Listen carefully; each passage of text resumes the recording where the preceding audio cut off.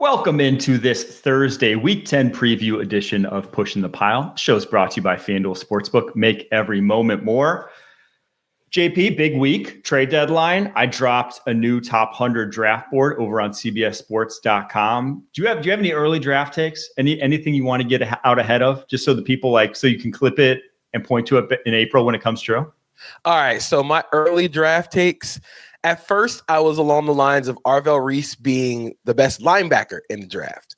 But I also might say that he's one of, if not the best edge in the class. When you look at the metrics, when you watch him on tape, I was initially like, you know what? He's a cool edge player. I want to see him at off ball. And then he just started stacking and shedding offensive linemen like it was paper. And I was like, you know what? This is the Micah Parsons. We have looked for Micah Parsons since 2021. This is the closest we're going to get. So that's one of mine. Arvell Reese should probably play edge. My second one is Georgia Tech running back Jamal Haynes. I don't know how high he's going to get drafted. I love watching him play. He is everybody on Georgia Tech, Jamal Haynes, Keelan Rutledge, all team die for this. And I think I want players who will die for this. I love this interior offensive line class, Rutledge being amongst them. There's a ton, I think 13 guys in my top 100 on the interior offensive line. And it's funny you mentioned Reese because in my top 100, in my write-up for Reese, I wrote this exact phrase: it's time to drop the linebacker tag and call him what he'll be in the NFL, a pass rusher. He truly is. I mean, him and Ruben Bain, they are 1 and 2 in terms of edge rushers in this class, and maybe the 2 best players in this class. So an interesting draft, to say the least, in terms of how the first round will shake out, because it's way up in the air. There is not a lot of sure things in this draft. So it'll be fun to talk about all throughout till April. We missed this story, though, because it was trade deadline, and we have to bring it up. Tom Brady cloned his dog. He had a dog. That dog died. And then he cloned the dead dog to feasibly maintain. This is one of the weirdest stories I've ever heard. That kind of just got swept under the rug. I saw someone tweet that if this was Aaron Rodgers, it would have been the biggest story in America, which I do think is true. But it's also, why isn't this a bigger story? This is, to me, just batshit crazy. I understand, and I don't want to take away from anybody who has lost a pet, because if I'm in that situation, yeah, I might consider it.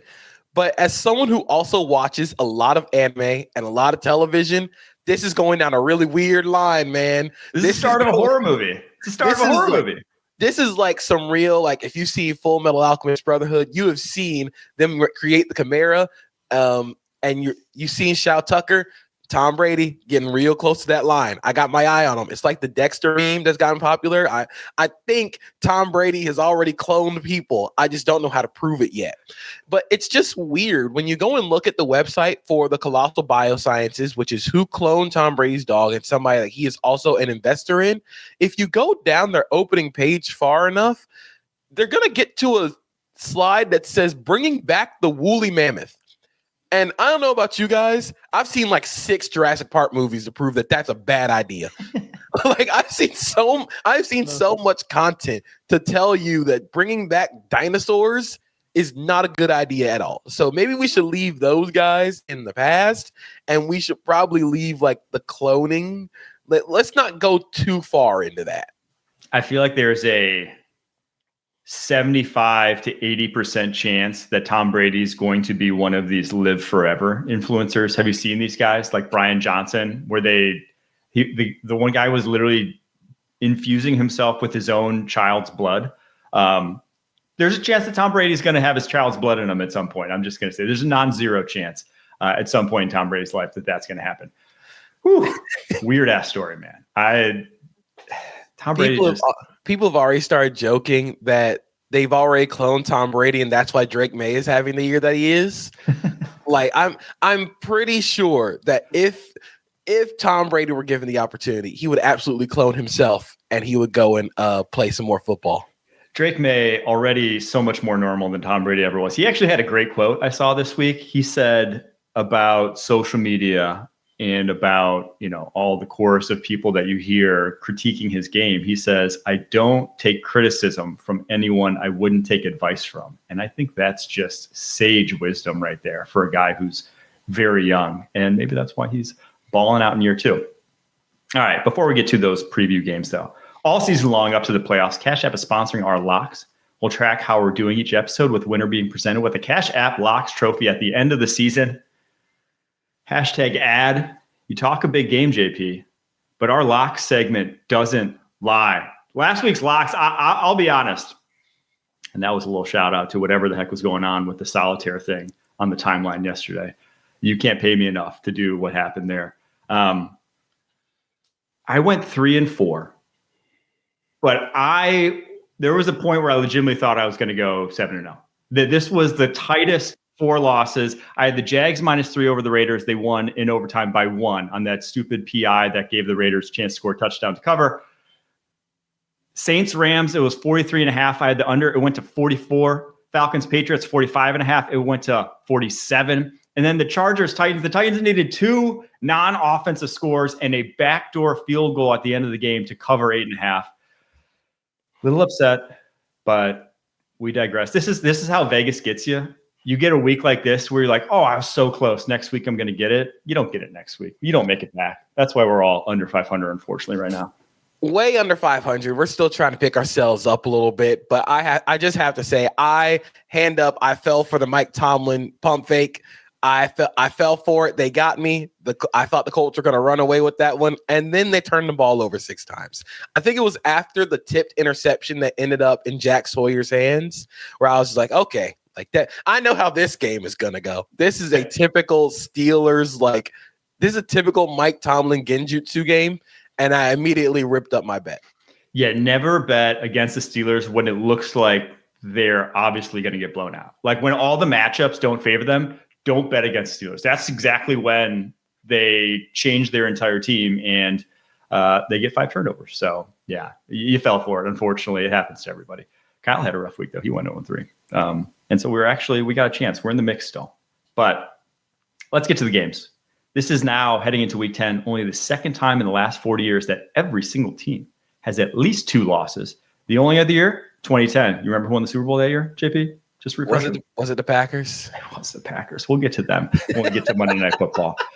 So all signs, the 27 club, the 2-loss club, stars are aligning here in Green Bay. But let's start with Patriots at Bucs. Bucs 2.5-point favorites. 48.5 points is the over-under here. And Drake May comes in as only the 4th quarterback all time through 9 games to have a 70-plus completion percentage and 9-plus yards per attempt. The other 3, Aaron Rodgers in 2011 won the MVP. Tom Brady in 2007 won the MVP. And Joe Montana in 1989 also won the MVP. That's an incredible stat. It's incredible how Drake May has improved in his second year. And it's just so fascinating. And so it's such a joy watching him play because, like we've said, they're just deep handoffs. Like he's just putting it right into where his receivers need it to be. I am curious for this game. Is this when the wheels fall off for the Patriots pass pro? Is this the game? We circled it a few weeks back that this is the game that will prove if the Patriots are for real or not. The Buccaneers have the best pass rush outside of Cleveland that they're going to see. They also have the best coaching of any team they're going to see. And they also have a quarterback who's coming off a bye week and looks like they should be, I'm not going to say fully healthy, but they're going to get some guys back. But I think this could be the game. Drake May has taken a lot of sacks this season. Part of it has been him holding the ball, which he admitted he holds the ball a lot and hunts for big plays. I'm curious if this is the game that all the sacks start to wear and all the sacks start to actually take a negative effect on the game script. Because even when he was taking bad sacks against the Titans or against even a Falcons game, like it took a traditional falconing to happen for them to actually not have to go to overtime. So I wonder if this is going to be the game where it sort of breaks down for the Patriots, especially because Kayshon Boutte might not play in this game. And Kayshon Boutte is I'm not going to say their best deep threat, but he has played incredible this season. He has been on the receiving end on a lot of those deep passes that Drake May has thrown this season. So I'm curious how the Bucs attack a guy who's taken a lot of sacks, but also throws a lot of deep passes because this Bucs team is still incredibly talented on that side of the ball. Yeah, I love that you highlighted that matchup between Vita Vea and company versus this Patriots interior offensive line that little suspect. I mean, Mike Onwenu is fantastic. He is your one stalwart there. But then we've talked about Jared Wilson and his struggles for a lot of the season, and Garrett Bradbury as well. So that could be a mismatch there. And Drake May quietly has lost the second most expected points this season due to sacks. That is the one thing that is exploitable about this Patriots offense seemingly, and that can really stall them and bring them to a halt, is Drake May's propensity to hold on to the football. So we'll see if they can do that. I do think an interesting thing, so I brought up that Drake May stat at the beginning of the show. Sam Darnold just needs to play an average game, and he'll also have all that stuff. Sam Darnold's also completing over 70% of his passes, also averaging over 9 yards per attempt. He just hasn't played 9 games yet. So that could be, if we have 2 guys that MVP history is going to have to change. One of them can only win it, but I think those would be your 2 front runners if they both have good weeks this week. I like the Bucs here, though. I just do. I think the Patriots, they've been great. More power to them. They have only faced one real team like the Bucs, is the Buffalo Bills. I think the Bucs at home, I trust them to get the job done here. I think I'm also going to lean the Bucs, but I do think it's a close game. I think that this pass rush is going to be able to get after him. Yaya Diaby quietly had a fantastic year. And then if you get all of your secondary guys healthy, if you have Benjamin Morrison, you have Zion McCollum, you have Jamel Dean, and you have Jacob Parrish, you have 3 guys who can play on the outside. You have Parrish who can play in the slot. You have Tyke Smith, who's played great at safety. I just feel like there's so many pieces with this defense healthy for Todd Bowles to work with. And I think he's going to throw a lot at the young quarterback and see what he can do with it. All right, let's get to a quick break here. After that, we got Rams 49ers, Falcons Colts, Ravens Vikings, and the rest of the Week 10 slate. Only CBS Sports can bring you big time during the heart of Saturday afternoons. It's big time. It's big time. It's big time. It's big time. On CBS and streaming on Paramount Plus. Rams at 49ers, a matchup atop the NFC West here in that triumvirate that is vying for the crown. Rams 4.5-point favorites. 49.5 points is the over-under here. Brock Purdy saga still rolls on. Limited participant. No clue if he's going to play this week. I'm not sure that moves the line one way or the other. If he does, Ricky Pearsall still not practicing, unfortunately. Doesn't look like he'll be back this week. But an interesting note, Matt Stafford has been under 500 his entire career. He lost his very first start, and it's been tough since then. But he's climbed back with the Los Angeles Rams, and he's at 114 and 115-1 for his career. If he wins, he'll be at 500. It will be the latest in a career any quarterback's gotten to 500. I'm rooting for him. Obviously, it will happen at some point with how good this Rams team is, but it could be this weekend. I'm rooting for him to do it. This feels like it reminds me of like the niche baseball stat. So you'll never actually think about until someone says it's like, oh yeah, that makes sense. He did play for the Lions for most of his career. But this game, I truly feel like is going to be one where the Rams sort of run away with it. I feel like the Rams I feel like they're peaking at the right time. I think their pass rush is playing well, but I do want to shout out Nate Landman, who has played incredible since the first 49ers game, the game the Rams lost, and Mac Jones was just hitting his back foot and throwing to Christian McCaffrey, and Rams players would miss 4 tackles. But now I feel like that team, that second level, has played a lot better on a string. They've tackled well. They have limited explosive plays. I just feel like this defense is playing a lot better. And then Matthew Stafford has been on fire. Like, he's thrown 16 touchdowns, no interceptions. He has 21 touchdowns, 2 interceptions this entire year. Last week he hit another no-look pass on a dig route, and it was so filthy. And I just think that with where the 49ers defense is, with still kind of giving up some explosives as a passing unit, as a passing defense unit, I just feel like this Rams team just has enough, especially with Puka healthy. I just feel like they have enough to sort of run away with this one. Here's the thing, though. The Rams have not run away with the game against the 49ers since 2018. They have not won by more than 1 score since 2018. So all signs may point to it, but it feels like, and now the Rams have won more of late, but there was that stretch there where it was like, damn, Kyle Shanahan has the Rams number. And he did yet again in that overtime win earlier this year. So I hate NFC. This is like the classic NFC West matchup where it's just like, I don't know, because anytime it seems like the Rams and 49ers get together, anytime the Seahawks, 49ers, Seahawks, Rams, just those games are true coin flips. And so I just feel like, if anything, 4.5 is too much, given that what we know about this rivalry, given what we know about the history of these two coaches, especially when the 49ers are at home. Another fun stat that I saw via NFL Pro is Christian McCaffrey is 3rd in the NFL in targets this season. Like, he has 20 more targets than the next running back, which is Devon Achane. And then he also is among the tops in rushing attempts. We've talked about it before, but this just feels like we're on like a CMC ticker.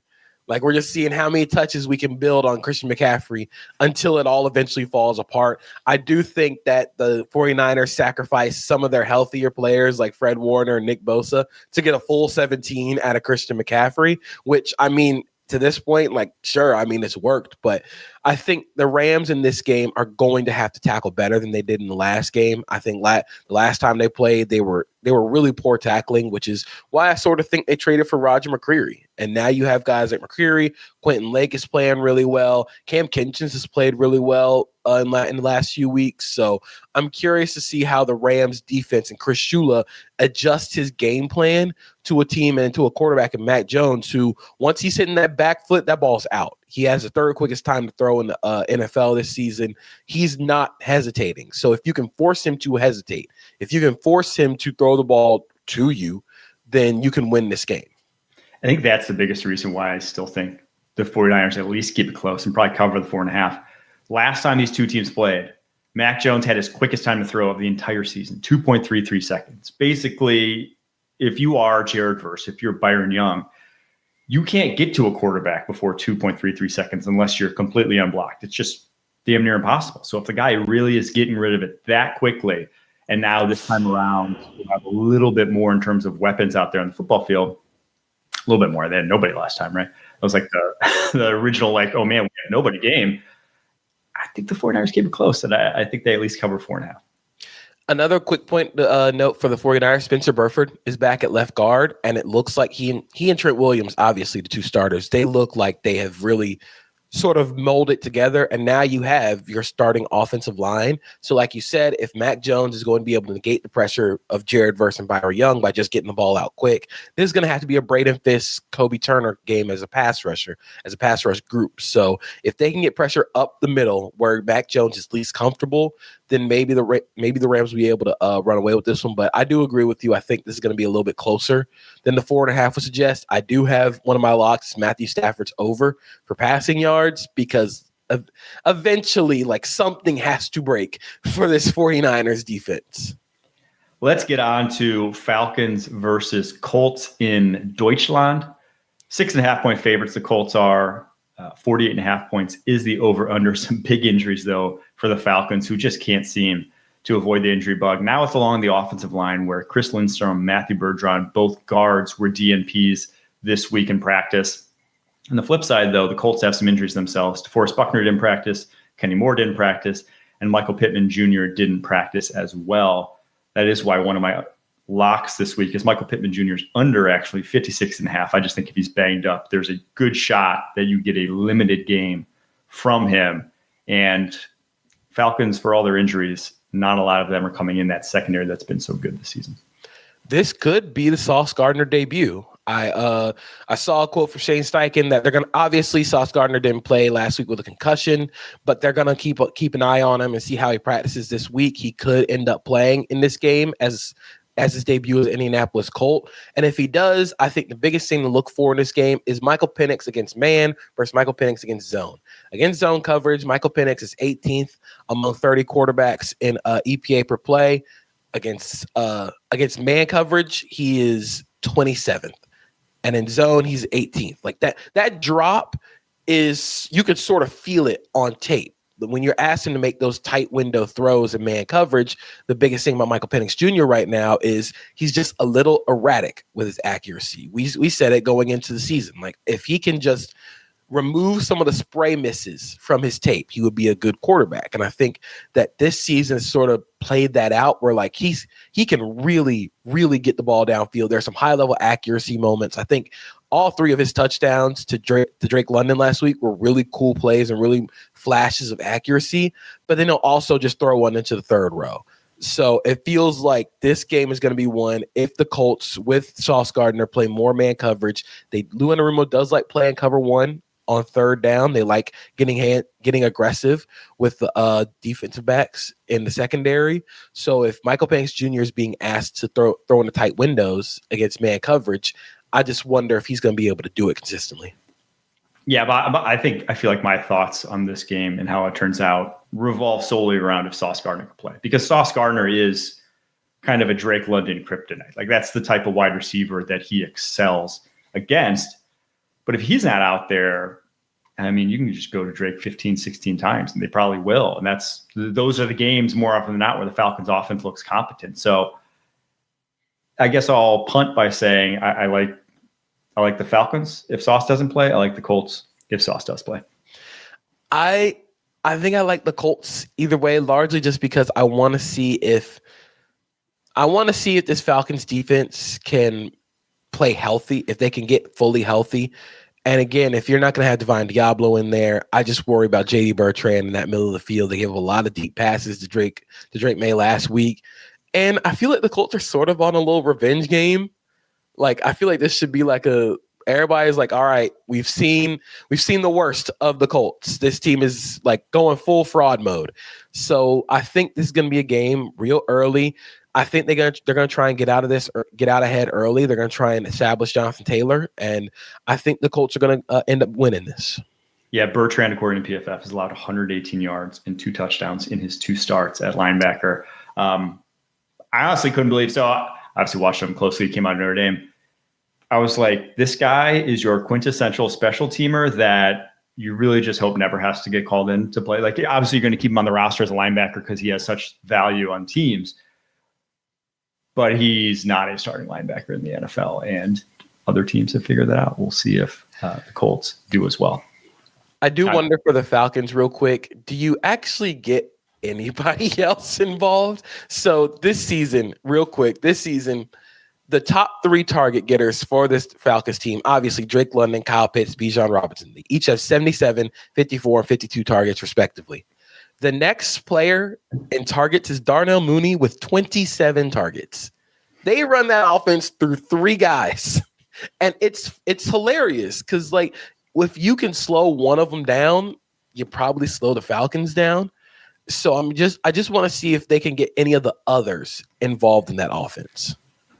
Yeah, it's like, and honestly, they run their offense like you would like a Madden franchise. When you draft, you have 3 top 10 picks in a row. You draft, the skill positions, and then you want your running back to go for like 1,600. You want your number 1 wide receiver to go for like 1,500. You want your tight end to go for 1,002, and you just pump targets to all those guys and don't really care about the other guys that you didn't really draft top 10. That's what the Falcons offense looks like right now. All right, let's move on to Ravens. Ravens at Vikings. The over-under here is 48.5, and Vegas continues to buy the Ravens. Ravens 4.5-point favorites on the road. Do they not realize, though, that 9 is on the other side? That he's going to come out for 3.5 hours this weekend? I get it. Everybody has like their alter ego. Brian Dawkins had Weapon X, like a lot of the Texans defenders have it. This is just kind of dorky. And like it sort of just goes along the mantra that football players are theater kids who lifted. So it's so funny. Like, okay, man, like you're gonna call yourself 9. Like, all right. Does that change if your jersey number changes? Like, are you gonna call yourself 16? That's what I was wondering. I was like, what if he obviously doesn't work out, goes to be a backup somewhere, and the starter has number 9? Like, what does he do? What's his next? Does he change his alter ego, or does he call himself 9 still, even though he's like 19? I wonder, does he blame 9 for the interceptions? Do you blame 9 for the missed throws, or is that JJ McCarthy? It's JJ. Like, that's just JJ. Like that's JJ's fault. My bad, guys. He showed up. I didn't think he was going to show up in the middle of the third quarter. I'm back at 9 now. Well, it's like Dr. Jekyll, Mr. Hyde. I'm like too scared of even testing out an alter ego and just going full on schizophrenic. Like that would worry me. I'm just too neurotic to even test out one for fear of that. He's going to end up talking in third person like Elmo. Well, the video was incredible. And if you haven't seen it, go check it out. What we're talking about is JJ McCarthy's alter ego. Calls himself 9. But he's going up against a Ravens defense that's resurgent as of late. Still exploitable, especially when you have the weapons that the Vikings do on the outside. I don't know what to make of this game, though. I think I go back to what I thought of both these teams preseason, because with the Vikings, I've said pretty much every week, I'm just like, I don't know. Every week, I'm just like, I really don't know who this team is just yet. And similarly with Ravens, with all the injuries they've had. But I think I go back to what I thought of both teams preseason. And I thought so much higher of the Ravens, even though they have had a bunch of injuries. And I think that's where I'm going in this one. I think the Ravens team that we thought we were going to get, obviously they're not quite there with all the injuries they've had. But I think at least this offense is back to that level. And the defense is not a complete sieve the way we've seen early on. So for those reasons, trust the Ravens.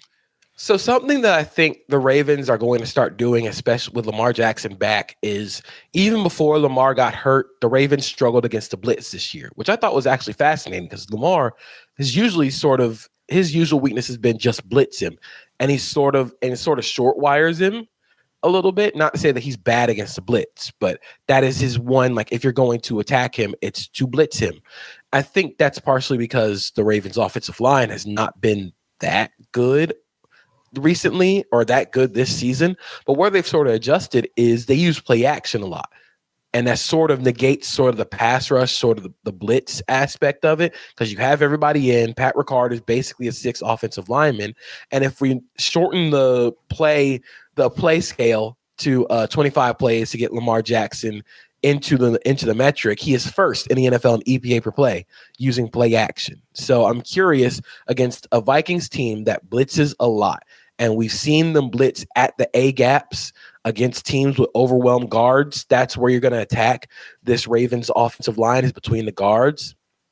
I'm curious if they use play action to attack the secondary, because that's what a lot of teams have done against the Vikings this season. You have you play action, you get them in base, and you just throw it downfield. And if Lamar Jackson has enough time, I think he's going to be able to attack the secondary. Well, and I think they're just going to run the football too. I mean, that's also where this Vikings defense has been susceptible. You saw it last week. Derrick Henry goes for 119. I think that's the game plan, is to make this a Derrick Henry game. And I think if it becomes a Derrick Henry game, I don't trust this Vikings defense right now to slow them down. You have those linebackers that are good, but they're still undersized linebackers. They have the shortest wingspan linebackers in the entire NFL in Ivan Pace and Blake Cashman. Blake Cashman, literally shortest wingspan in the entire NFL of any starting linebacker. And Derrick Henry has the biggest wingspan of any running back, I believe, in modern NFL history, at least since we started measuring those things at the combine. So I think it's a big Derrick Henry game, is a long way of saying that. And before we move off the Vikings too quickly, I know everybody's looking for a JJ McCarthy take after last week. He was just okay. He had a couple cool throws in the first quarter. The mechanics, again, the footwork starts to fall off late in games, which scares me a lot. But what they did really well against the Lions that they haven't been able to do recently is they ran the football well. And that's going to be something, if they want to try and beat this Ravens team and this Ravens defense, you got to run the ball. You got to try and get a run game going, because that's where this Ravens team has been weakest. I do wonder if this is going to be like a Kyle Hamilton. Obviously, Kyle Hamilton's going to be in the box a lot in this game. Are you going to try and throw at anybody else? Do you just say like, all right, JJ, go and throw to Justin Jefferson, see what happens? Or do you try and get the run game going, because that's the actual weak point of this Ravens defense? It's a big game for both teams, though, because at the end of the day, I think the loser of this I don't want to say is out, but it feels like they're out. The Ravens would drop to 3-6. The Vikings would drop to 4-5. It kind of just feels like a game for both that if you don't win, you kind of know where you stand. Like the Ravens, if they're really going to claw back up to get this, you have to beat teams like the Vikings. And on the flip side, the Vikings, if you're really going to claw back up, if you're going to be a team that gets back in the mix, you got to be a team like the Ravens. So it feels like a nice little moving day here for both in their respective conferences. Let's move on to Bills at Dolphins. Bills 9.5-point favorites. 49.5 points is the over-under here. Interesting note here, Sean McDermott is 16-2 against the Dolphins in his career as head coach. That's the second best record all time by a head coach. But I also want to start with this because we touched on it a touch. Terrible phrasing there. But Chris Grier got fired last week after that Thursday Night Football beatdown. And we kind of were talking about it, who's fall guy here for this Dolphins. And truly, it was a deserved firing at this point, given the state of the Dolphins, not only as a team and a roster, but also their cap situation, which is still one of the worst in the NFL. So I want to give it just like a little bit, like he was a little eulogy here for Chris Grier and his Dolphins tenure. Hired in 2016, he actually survived 3 different head coaches as a GM. The Adam Gase era, the Brian Flores era, the Mike McDaniels era. He had some really good drafts. The 2021 draft was an electric draft with Jalen Waddle, Jalen Phillips, Javon Holland. That's like knock it out the park. 1, 2, 3 in that year. I think the Laramie Tunsil, which was his very first pick, followed by Xavier Howard draft, was electric. And then what he got in terms of a haul from the Laramie Tunsil trade was also kind of what gave them that Waddle, Phillips, Holland draft. So a lot of good moves, but then a lot of moves. His Tua over Herbert is going to go down in infamy. That same draft, drafting Austin Jackson, Noah Igbenogany in 2020 as his second and third picks. Not going to go down, not going to be looked favored upon long-term. The Charles Harris pick in the first round, 2017, not great. And then obviously the cap situation that he left the Dolphins in, probably the ultimate reason why he's gone. But 75-73 over his tenure, not a complete, it'll probably still an all right GM tenure. That's why he was there for a decade, but it was time for the Miami Dolphins. The biggest thing when we talk about Chris Grier is that he built the team that got them to the playoffs. He went out and got Tyreek Hill. He went out and got Teron Armstead. Those are 2 really good moves. But this team failed to adapt. I think that's the biggest thing. This team's personnel failed to adapt. They failed to change when the writing was on the wall. That writing was on the wall after the Ice Bowl in Kansas City in the playoffs, that this team was not going to go deep into the playoffs the way it was constructed now. And instead of going and doing what a lot of the top GMs do, which is if you know you don't have it, you go and rebuild it. You go and revamp it. The Dolphins sort of just stuck. They sort of stuck there and they dug their heels in to see if they could actually make something happen with this core. And that's what ultimately got him fired. That team was not built to win. That team is not built to win meaningful games in the playoffs. And that falls back on the GM and it falls back on roster construction. And while Chris Grier did a great job of building the core of that team, the inability to adapt that team and to change that team as the years went on, that's what got him fired. I do think the downfall of a lot of GMs is not understanding how good you are, is an overinflated sense of your roster. And that was quite obviously it for Chris Grier because they kind of went all in with a wild card team. They never won a division title under his leadership. That's not great. That is objectively, that's not where you want to be, is shooting for the moon when making trades, making signings, those sort of things that really put you up against it from a team building perspective. When your roster is like, again, its peak, like 5th best in the AFC, 4th best, maybe you could convince me. You do that when you are 2nd, 3rd best ish, in that realm. You don't do it when you were where the Dolphins were. Yeah, and they never won the division. Yes. Like that's the biggest thing. Even though you had some momentous wins, like you had the the Ravens comeback victory. You had that first start of the season with Mike McDaniel as your head coach. They never could get past the Bills in the AFC East. And going all in on a team, like you said, that was a wild card max team, those teams tend to fall apart pretty quickly. This game, though, I mean, not much to talk about. We saw it play out already earlier this year. My one lock, though, from it, I'm going the over, 49.5 points. I think we're going to see some points scored, especially given the state of the Dolphins' run defense versus the Bills' rushing offense. Although James Cook didn't practice yesterday with an ankle, I think we see some points put up on the scoreboard.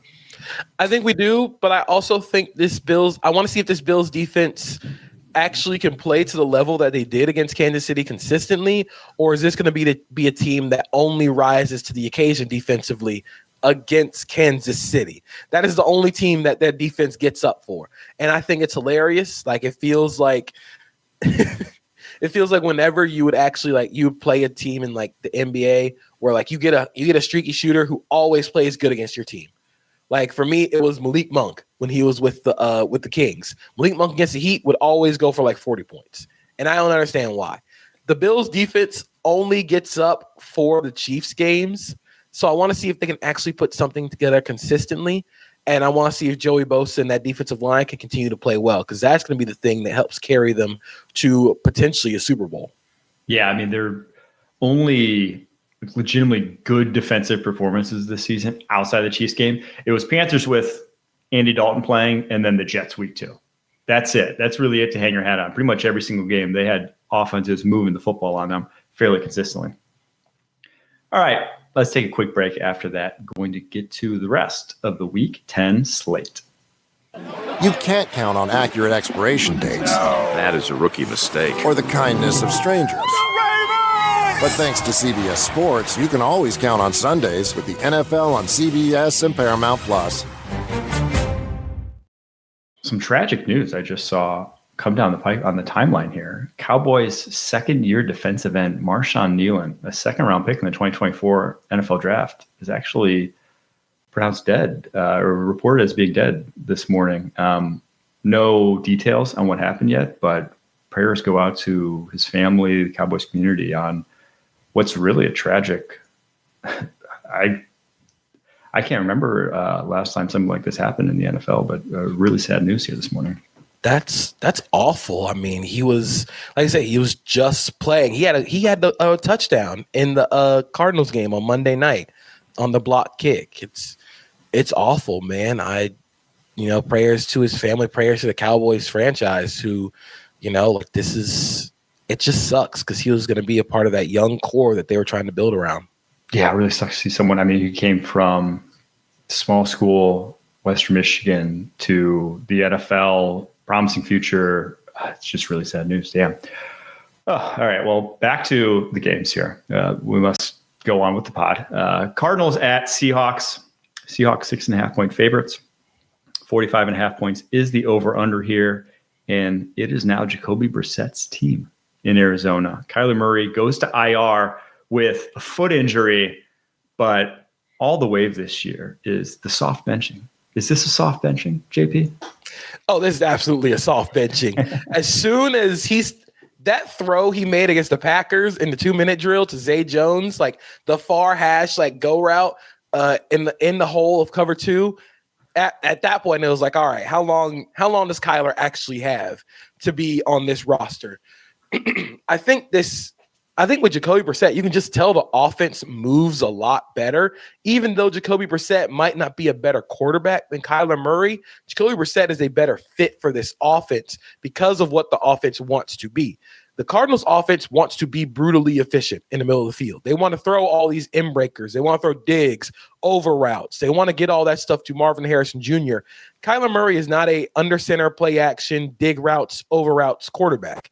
He's a little bit more of a shotgun only. He's going to throw a ball to the outside of the hashes. He's got a good go ball. But something that I do think is interesting for Kyler Murray is if some of that athleticism has waned a little bit, does he make up for it as a quarterback when the athlete hasn't been the same athlete. You can tell when Kyler ran this year, like he's running less, and he also was less effective as a scrambler. So I just wonder what the future holds for Kyler.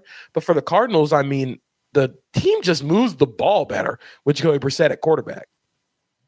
Yeah, there was a dig route on a 3rd and 14 to Marvin Harrison Jr. in that game against the Cowboys, where I'm just like, that's new. that hasn't happened in a while. Been looking forward to that.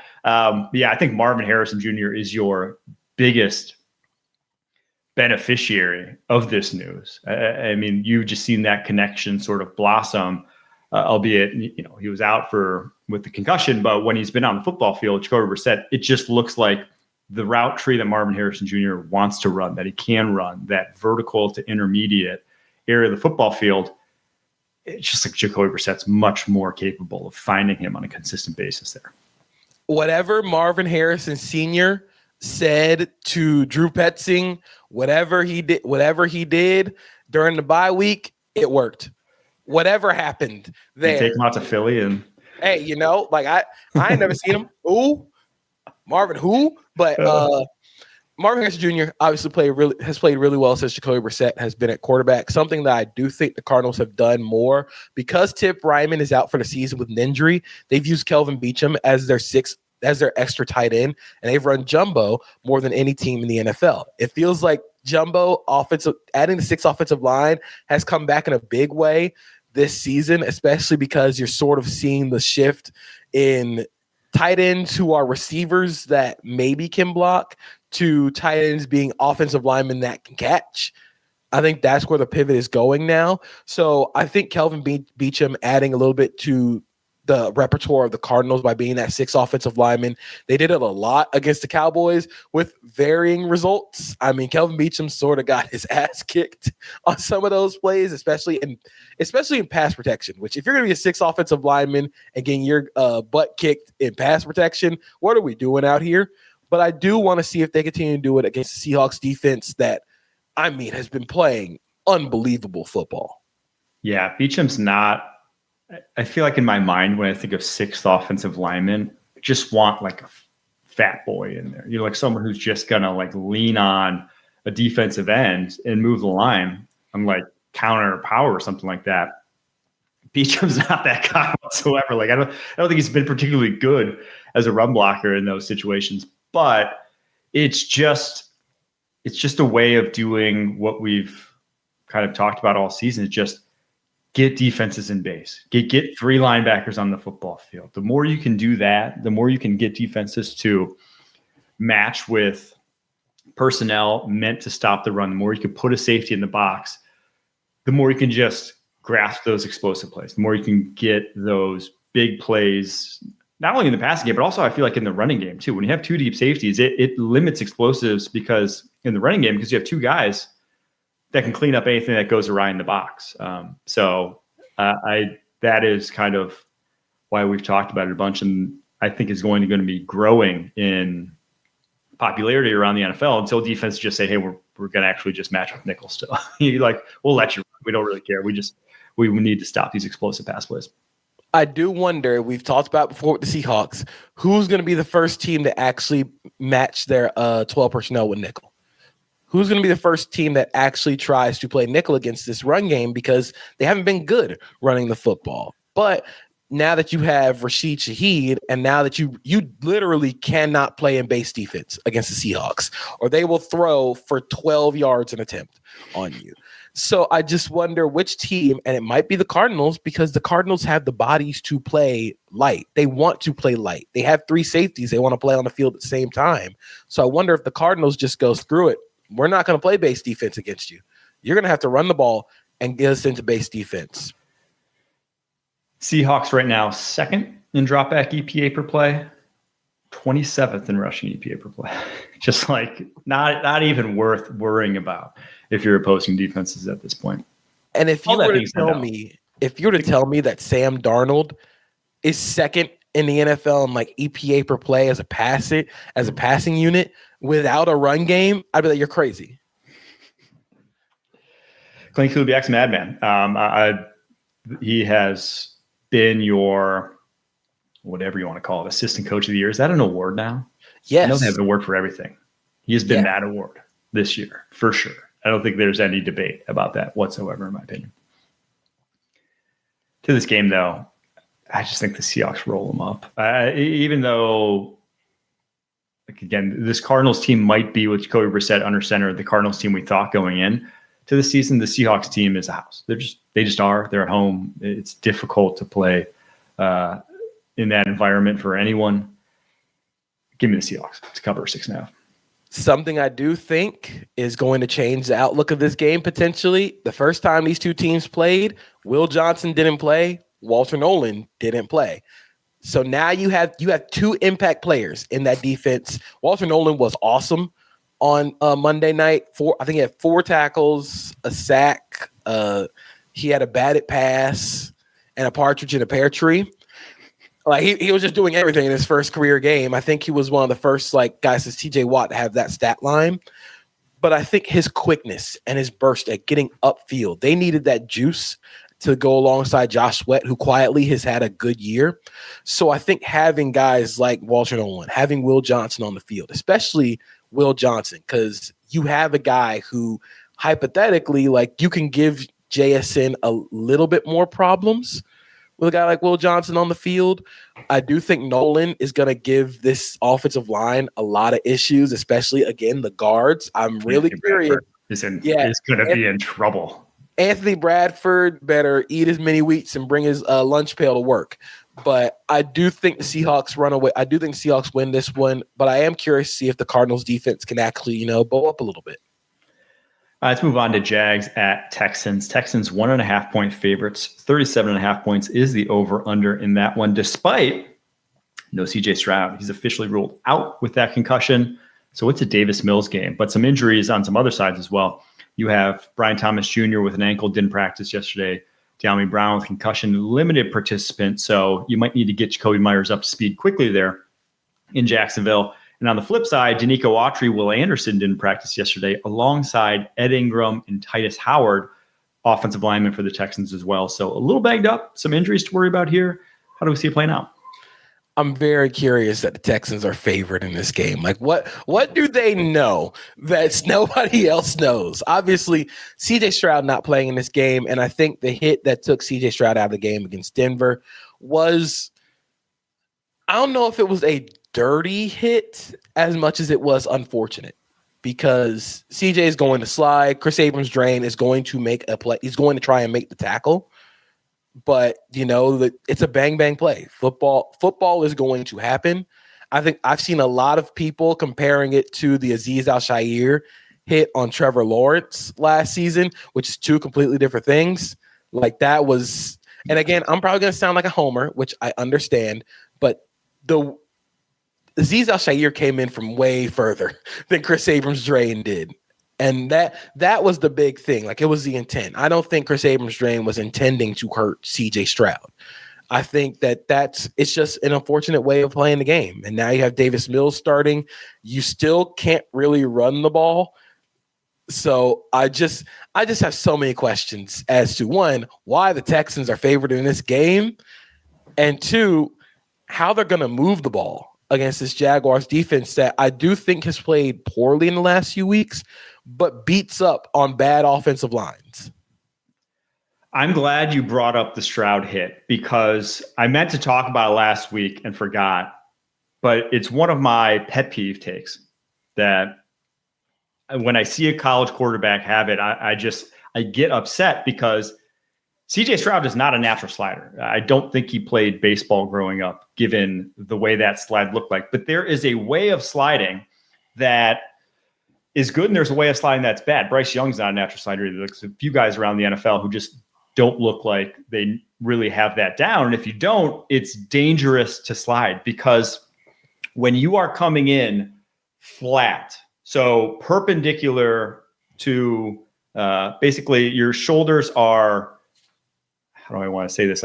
At the same plane as the ground, you are liable to whiplash. Your back goes down. When you get hit, your back goes down, then your head whiplashes. That's why it looks so bad, is because his back is on the same plane as the ground. So it just snaps everything down and his head hits. How you want to slide and how you slide in baseball is you're twisted so that when you get hit and you go down, you're kind of hitting your shoulder, you're hitting here, and your head's going sideways so that you're not getting the snap back head. Your back goes into the ground. Your head doesn't even get to the ground because your shoulder's here. So even if you snap down and hit hard, you're just hitting like your back left lat. There's nothing really there that's risky for injury.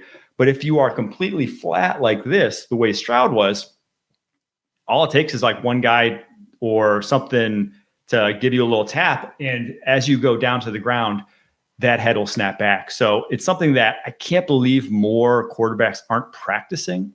You practice everything else, your attention to detail with your footwork, your throwing motion, all this.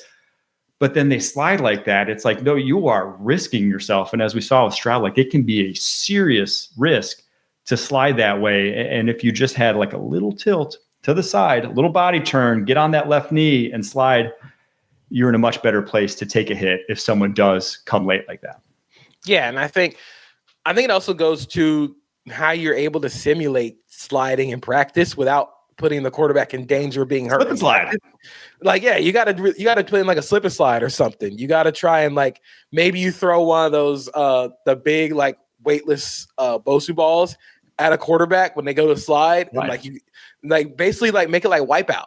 You know, like you got to wipe out it. But I do think with Stroud not being in this game, that changes a lot of the outlook. I do like the Jaguars in this game, even though the Texans are at home, because they don't have their franchise quarterback playing. And Davis Mills, I don't know if Davis Mills is going to be able to get it done. The one thing though, if you go back and watch that game against the Broncos, a lot of their pressure came from the interior and not the edges, because John Franklin Myers, Zach Allen, Iomi Wazarike, like they have just guys on the interior. The Jaguars don't really have that. So if they don't get pressure, I'm curious if it's because it's not coming from the edges, but it's if it's coming from the edges, but not the interior. Jags last week, though, with their full complement of defensive linemen on the football field now, they pressured Geno Smith on 41.9% of his dropbacks. And I don't think the Texans' offensive line is even as good as the Raiders is right now. So I do think they will get a lot of pressure on Davis Mills. And this is one of my locks. I have them going away with this. The interesting note here about this Texans team is they are currently the number one scoring defense and the number one total defense in terms of yardage. No one has ever had that combination and missed the playoffs. But as it stands right now, obviously, the Texans sitting at 3-5 would miss the playoffs. So they could be making history this year with how good this defense is and just how inept the offense has been. If you're betting anything in this game for the Jaguars, bet Parker Washington over on receptions. He is, if nobody got me, Parker Washington got me for Trevor Lawrence. And he's played really well. He is one of the only guys that doesn't really drop passes consistently. I actually wrote a story about why the Jags traded for Jacoby Myers. And not only do the Jaguars lead the NFL in drops, they have more drops over the middle of the field than most teams do total. They have 14 of their 21 drops have come in the middle of the field. So getting Parker Washington like going is probably gonna be something for that defense or for that offense. And the Texans defense is probably gonna lock in on him. Let's get to Giants at Bears. Bears 4.5-point favorites. 47.5 points is the over-under. This is one of Kyle's locks. Kyle has Caleb Williams over 1.5 passing touchdowns. And this is one of your locks too. What is it? One of my locks is Jackson Dart over on rushing attempts. If you saw last week, he led the team in rushing. He led the team in rushing yards. I don't know how sustainable that is, but against the Bears defense that just gave up 42 to the Bengals, I feel like there are going to be a lot of points in this game. And I'm curious to see if Jackson Dart can actually, if he can win a game from behind. I think every game that he has played that they have won, they've gotten out to a lead. And even the game against the Broncos, they had the lead for 50 minutes of that game, So I do just want to see if he can play from behind if this turns into a shootout, because the time that we saw him have to play from behind against the Broncos, he tried to turn the ball over 6 times. Against the Eagles, it didn't look pretty. And then against the 49ers, clearly, like, they couldn't keep up with the Mac Jones-led offense. So I just want to see if Jackson Dart can play from behind. I do think he is a quarterback that, like we said, you are going to give the entire rookie contract to, but I am curious to see how he grows in that area. This is low-key a really fun matchup, in my opinion. This is one of the games I'm looking forward to the most. And not only because it's two young quarterbacks, and I always like to evaluate the young guys, but just like it's two young quarterbacks going up against defenses that they should have. And like the Bears can't pressure anyone. If you can't pressure Jackson Dart, that's when he's been kind of at his best, when he's got that open pocket and no one's around him and it's 3 seconds in. Those are when Jackson Dart, the magic comes out of him. And with Caleb Williams, and we've talked about how much this Giants secondary is just like very susceptible, and they don't scheme as if they're not very susceptible. They scheme like they can go one-on-one against these Bears receivers, and they can't. Like, they flat out can't. This Bears receiving core is too good. So a lot of cool storylines here. If any bet I like in this one, I like the over 47.5. I think points will be scored by both teams. I do think it is very indicative of where we are. Like, when we evaluate Caleb Williams, as we say, like, oh, Caleb Williams has been poor. He hasn't been as good as Drake May or Jaden Daniels, and the Bears are 7th in EPA per play this season on offense. They have been very good without needing Caleb Williams to be Superman. And with that, I think that's the biggest that is the biggest credit to Ben Johnson. He has raised the floor of that team. I think as you want to see Caleb Williams grow, I think it's just the accuracy. Like, he's just going to miss sometimes, but you can tell that the process is a lot cleaner, a lot quicker. He knows where he's going with the ball. It's just about getting it there sometimes. And I do think that the biggest matchup on the field is probably going to be Theo Benedette against the Giants pass rushers.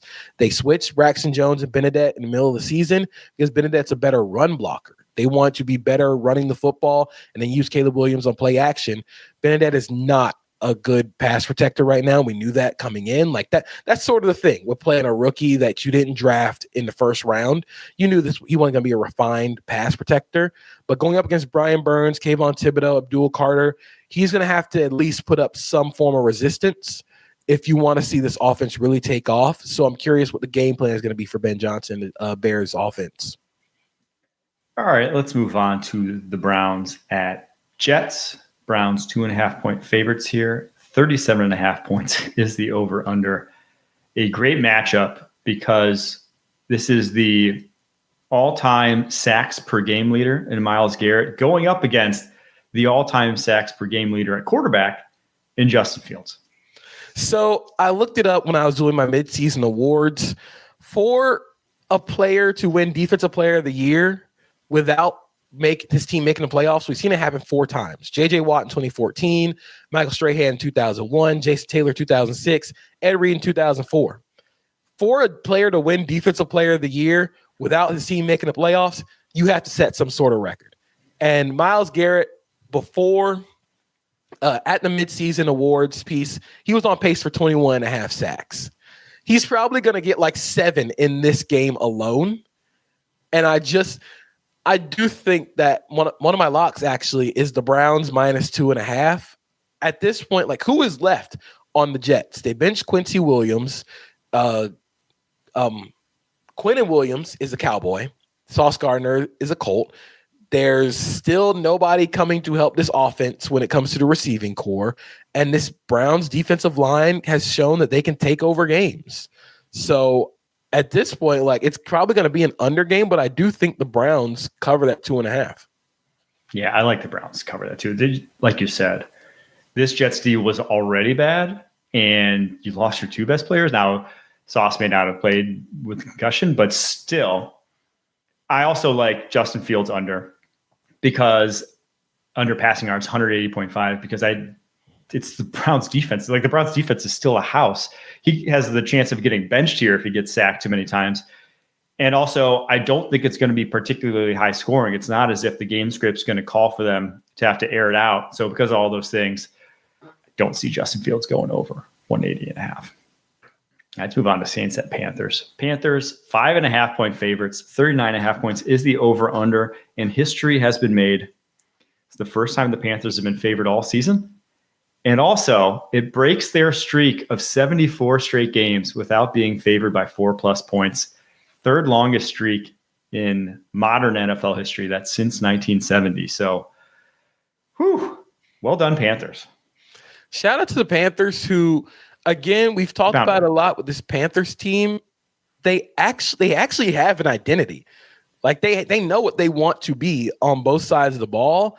They're the hashtag keep pounding. They're literally the hashtag. They are the hashtag. Dan Morgan's their GM. Anytime you get a former defensive player as your GM, they're going to want to run the piss out of that football. They're going to try and run that ball.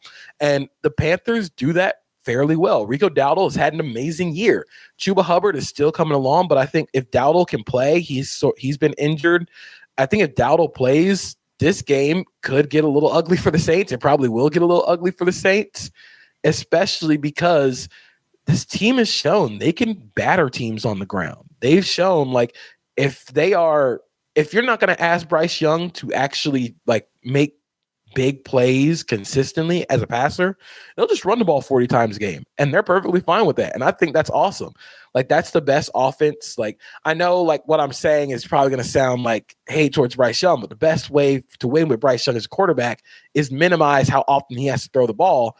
That's not hate towards Bryce Young. That's just how you win football games. If you're constantly having to throw the ball, especially with this pass protection not being as well as the run game, you're still kind of hoping for Bryce Young to figure it out as a quarterback. But if you just ask him to make a couple of throws, which they're going to do against a Saints team that is awful defensively, I do think they're going to figure something out.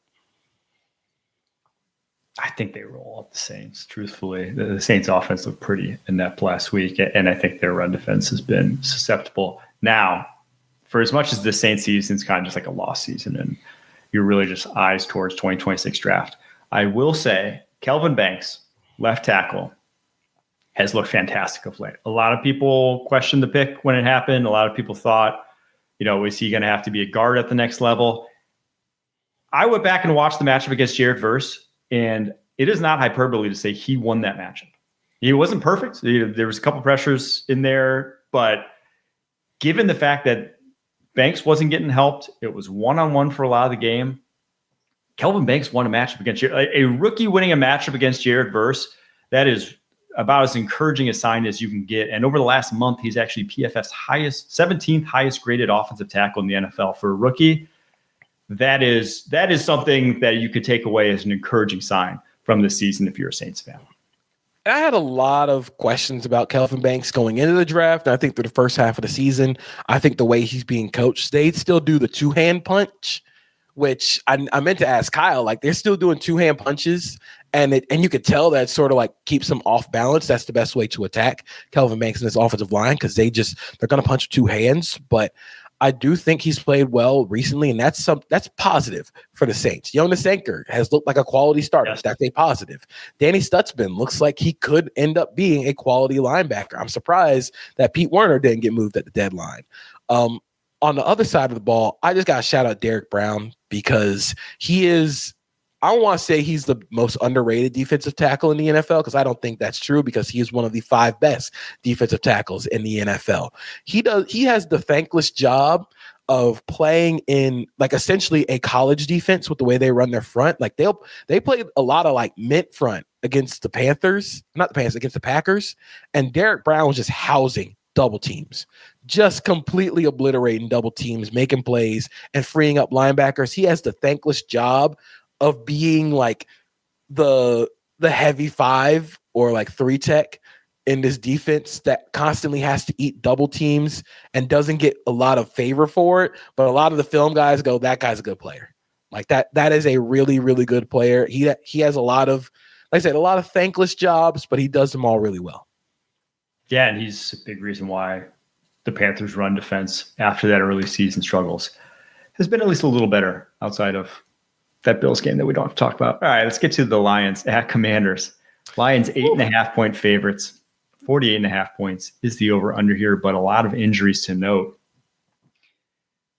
Christian Mahogany goes to IR this week with a broken ankle, and Taylor Decker, Penei Sewell, and Dan Skipper all didn't practice yesterday worth monitoring those because that's obviously your top 3 tackles. Miles Frazier, your day 3 guard who could be filling in for Mahogany. 21-day window open, but looks unlikely to play just yet. Jaden Daniels not playing, obviously, after that elbow injury, but not to IR yet. So not sure what the prognosis is for how long, but it doesn't look like it's for sure season ending just yet. And then Terry McLaurin still not practicing with that quad injury. Obviously a massive injury for that Commanders and the receiving corps. So I'm curious if the pissed off Lions come out after the loss on Sunday, because after every game that they have lost this season, they lost 27-13 to the Packers in week 1. All right, they turn around week 2 and put 52 points on the Chicago Bears. They lose 30-17 to the Chiefs. Okay, we'll turn around Monday night and only give up 9 points to the Buccaneers. This team always comes back after a loss and just tries to absolutely stomp the team that they play after. And I do think that even though they don't have I'm worried about their depth up front on the offensive line, especially because your Mahogany was going to be the guy. I still just don't think this Commanders team is going to put up any much of a fight in this one, especially on defense. The Lions just have too many weapons. I just think so. It does depend. How many of those injuries are for real? How many are just they're a little banged up. They're going to play on Sunday. But if they are down, their starting tackles, if they're truly down, Taylor Decker and Penei Sewell, I like the Commanders to at least cover. 8.5 points on the road is a lot. And as we've seen with Marcus Mariota, they've been capable of moving the ball at least a little bit. Now, without Terry McLaurin, that capability really gets hampered. But I'm going to hold the nose, and I'm going to say Commanders cover 8.5. I can say they win. Not going to predict anything crazy, but I think they cover 8.5. If Taylor Decker and Penei Sewell play, I think the Lions I think they sort of roll them. But like I said, if Decker and Penei don't play, or if they're less than 100%, I could see it. I worry about anybody in this Lions second and third level in coverage. And one of the things that the Lions have done really well is they've hammered Jahmyr Gibbs as a receiver this season. So I just worry about the hypothetical of Bobby Wagner against Jahmyr Gibbs in coverage. The Lions now have lost more games than they lost in all of 2024. That might be it, though. I don't know. We'll see. This Lions team is still very good, but I do think they're still, and we talked about a little bit on the offensive side of the ball, missing not only Ben Johnson, but Frank Ragnow, some of the guys they had last year. Let's get to the Steelers at Chargers. Chargers 3-point favorites. Over under here is 45.5, and this is another one of your locks. My locks is the under here. I just feel like this is the most Mike Tomlin under that is ever Mike Tomlin undered, because the Chargers have 7 healthy offensive linemen, if you include Trevor Penning now. Bobby Hart had to leave the game last week because of injury. Jamari Sawyer and Trey Pipkins both still hurt.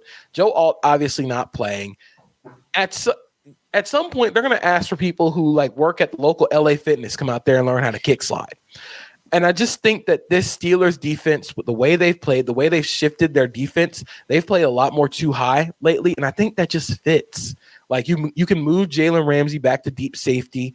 I think Darius Slay and Joey Porter are both better playing the football in front of them.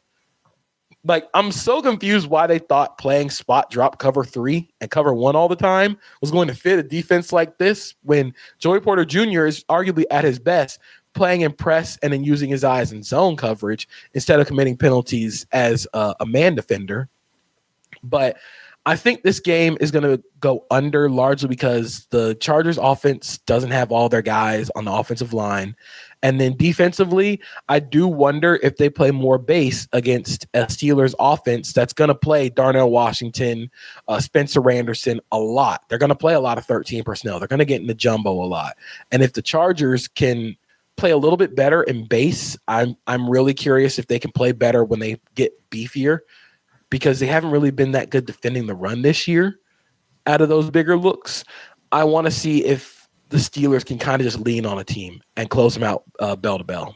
Yeah, I like the Steelers quite a bit in this one. And obviously the biggest matchup just being the backup Chargers tackles against those Steelers edge rushers that just, if you have slower footed backup tackles the way the Chargers are tossing out there, those guys take over games. That is when TJ Watt just ends it. That is when Alex Highsmith is in the backfield. That's when Nick Herbig is making plays. That's when that trio is just unstoppable, truly. And so I fear for Justin Herbert and his health.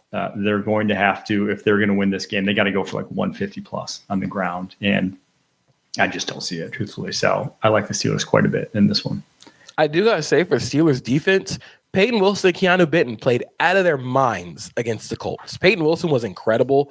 I think just having his range and his speed matters so much. He had a lot of nice plays as the pole runner in Tampa too, where he's getting insane depth, and it kind of helps alleviate Patrick Queen a little bit, because while Patrick Queen is a very good athlete, I don't think he is the same instinctive guy in coverage as Peyton Wilson is, and he's much better as a blitzer moving forward. And then Keanu Benton just had his best game of his career against a very good Colts offensive line, and now he's going up against the Chargers interior offensive line that's not very good at all.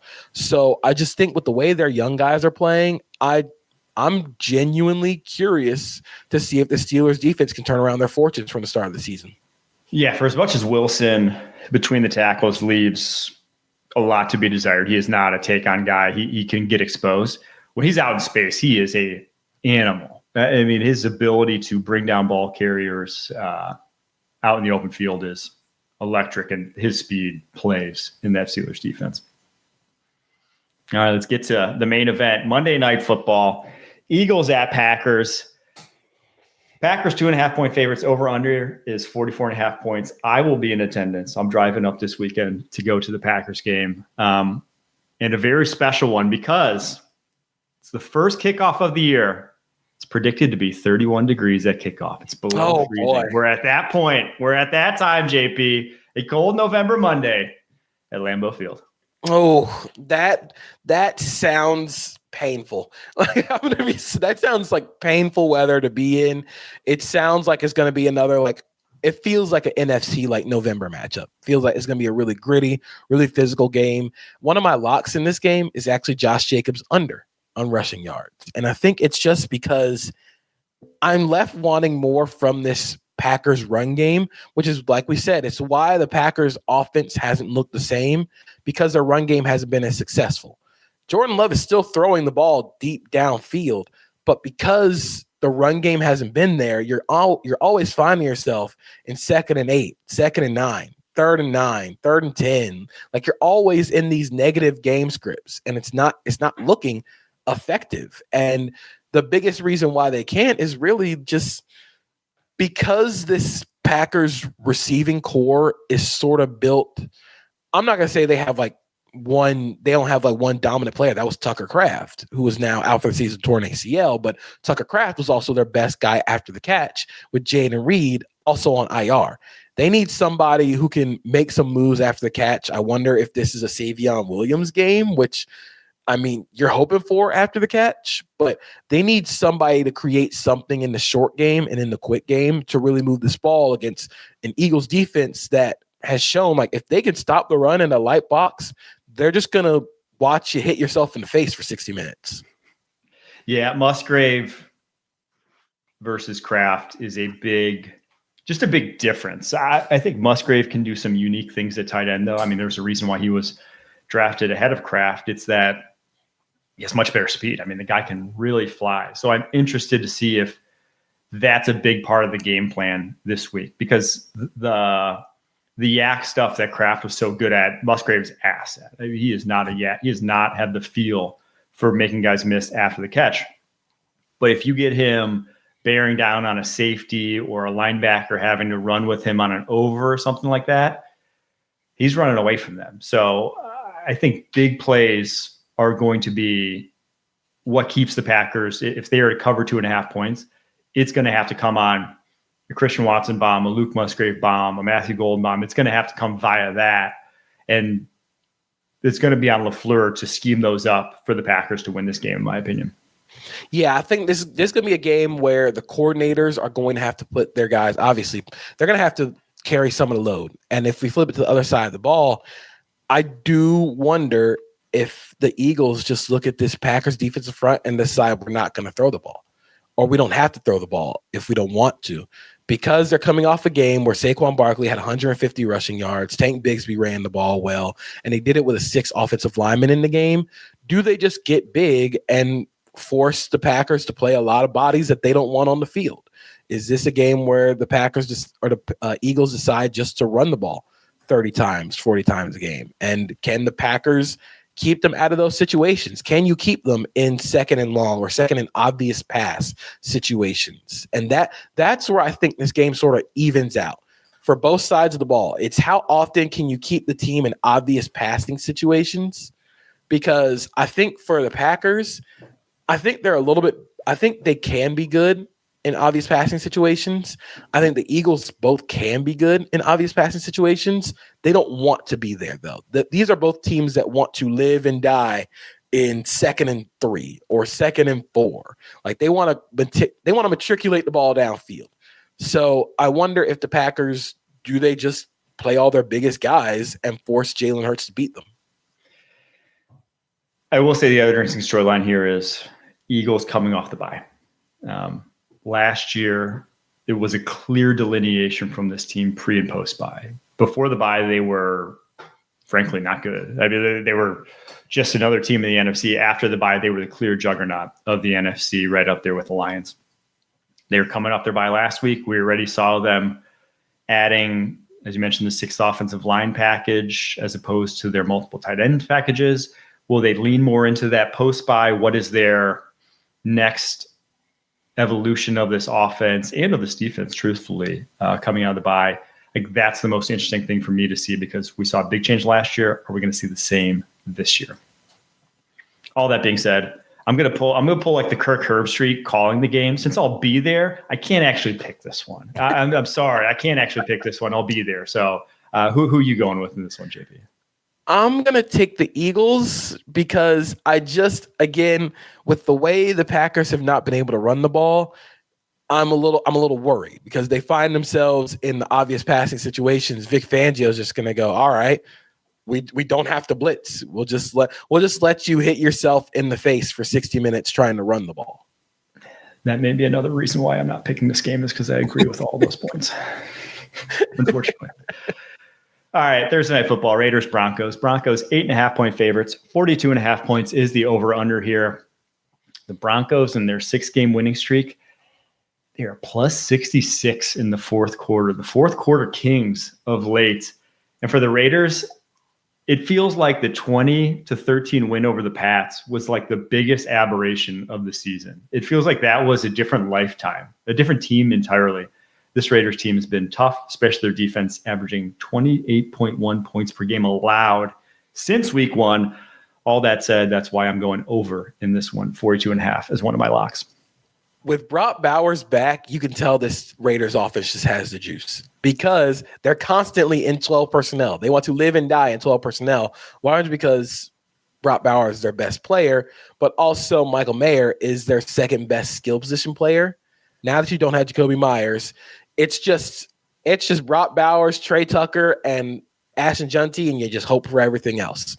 I do wonder how the Broncos are going to defend Brock Bowers. Do you play this team in nickel because they can't really run the ball still effectively with the offensive line playing the way they do?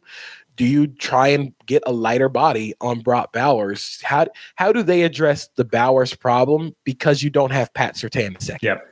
This feels like a game where Pat Surtain II would guard Brock Bowers and everybody else just go figure it out. But on the flip side of that, I don't know how the Raiders are going to block Zach Allen. I mean, he was incredible against the Texans. I mean, there was a play on the goal line. I think it was 1st and goal where I swear it was like J.J. Watt. You could convince like a 10-year-old if you just took Zach Allen's name off his jersey, you could tell him that's J.J. Watt and they believe you. I mean, he's got the aesthetic. Oh got yeah, a lot of aesthetic the down back. 99, the elbow brace. Like it's like if you took JJ Watt and put him on like 0.5 playback speed, like that's Zach Allen. Just how like the podcast, you listen to a podcast, you slide it down a little bit. He's JJ Watt slid down just a little bit. That's my one worry about the over is that the Raiders' offensive line is just going to get demolished. And let's be real, they're going to get demolished. But Gino, I think with Brock Bowers back, like the ball's going to come out of his hand. It's going to come out of his hand. It might come out of his hand to someone on the Denver Broncos and go the other way, but that's good for the over too. So I do like the Broncos to win. 8.5 a lot, given that they're really not blowing a lot of teams out of late. And that's why I also like the over. Something to note here, the Raiders, 6th lowest rushing yards before contact per carry allowed as a run defense. Adam Butler played really well. Max Crosby's incredible. And Max Crosby, again, does not line up over the left tackle. So you can essentially sort of like nullify Garrett Bowles' impact on this game because Max Crosby rushes over Mike McGlinchey. So it's going to have to be a big game for why you paid Mike McGlinchey all that money. You got to go earn the paycheck. I don't think he will. He ain't got in the pass pro like that. Right. That's it. That's our week 10 slate. Let's get to our locks recap and let's get out of here. JP, you're rolling with Jackson Dart over rushing attempts, 7.5. Browns minus 2.5. Steelers Chargers going under 45.5. Josh Jacobs under 67.5 rushing yards. And then Matt Stafford going over 268.5. I got the Raiders Broncos over. Jags plus 1.5 against Houston. Bills Dolphins over 49.5. Justin Fields under 180.5. And Michael Pittman under 56.5. Kyle, he's got Josh Allen anytime tutty. Emeka Egbuka over 71.5. Caleb receiving yards. Caleb Williams over 1.5 passing touchdowns. And then the Colts to cover 6.5 in Germany. That's it. That was the lock segment sponsored by Cash App. As you heard me say at the top of the show, new Cash App users can use our code to get free money. Use our code PUSHING. Send $5 to a friend within 14 days, and you'll get $10 right in your account. Thank you, Cash App, and thank you to you guys for tuning in. We'll be back Sunday night, breaking it all down. I'll be up there in Green Bay doing it. Can't wait for this weekend. Until next time, keep pushing.